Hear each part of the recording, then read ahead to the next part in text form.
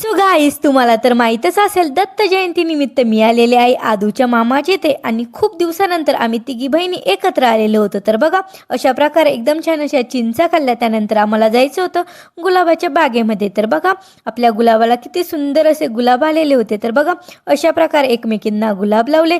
त्यानंतर आम्ही आलो मोसंब्या घेण्यासाठी. तर बघा, एकदम छान अशा मोसंब्या घेतल्या, खाल्ल्यासुद्धा. त्यानंतर आम्हाला जायचं होतं तुळजाभवानीच्या मंदिरात. तर बघा, फायनली आम्ही आलेलो आहोत देवीच्या मंदिरात. एकदम छान असं दर्शन घेतलं. दर्शन होतच होतं की इकडं आपल्या शुभम दादाची एंट्रीसुद्धा झाली.